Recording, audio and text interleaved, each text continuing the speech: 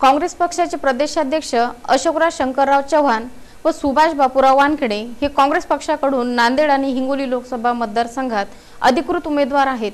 परंतु या दोघांमध्ये नाव साधर्म्य असलेल्या अशा नांदेडमध्ये एकाने तर हिंगोलीमध्ये अन्य 5 जणांनी नामनिर्देशन दाखल केले असल्याने या नाम साधर्म्याचे काही प्रमाणात का होईना मतदानातून फटका बसणार आहे का या प्रश्नचिन्ह असल्याने याकडे अनेकांचे लक्ष लागले आहे। नांदेड लोकसभा मतदारसंघात काँग्रेस पक्षाकडून माजी मुख्यमंत्री अशोकराव शंकरराव चव्हाण तर हिंगोली लोकसभा मतदारसंघातून माजी खासदार सुभाषराव बापूराव वानखेडे हे निवडणूक रिंगणात उतरले आहेत।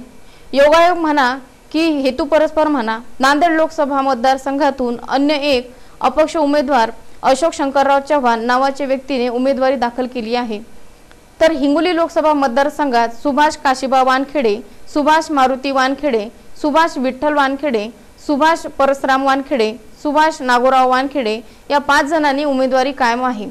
2014च्या लोकसभा निवडणुकीत माजी खासदार सुभाष वानखेडे यांचा 1632 मतांनी पराभव झाला होता। त्यावेळेस नाव साधर्म्य असलेले 2 सुभाष वानखेडे निवडणूक रिंगणात उभे होते। त्यांना 12,441 मते मिळाल्याने सुभाष वानखेडेच्या पराभवाचे कारण ठरले आहे।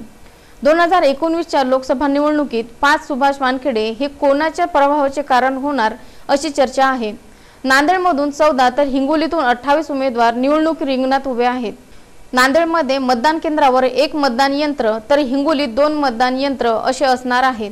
तर 2 मतदान यंत्रांवर सुभाष वानखेडे नावाचे 6 उमेदवार असणार आहे। प्रत्येकाच्या निवडणूक चिन्हे वेगळे आहेत व आता मतदान यंत्रावर उमेदवाराचा फोटो देखील असणार आहे।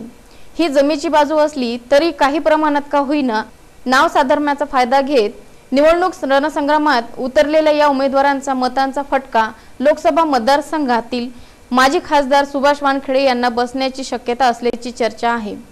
गुलाब भालेराव, स्टार न्यूज, हिंगोली।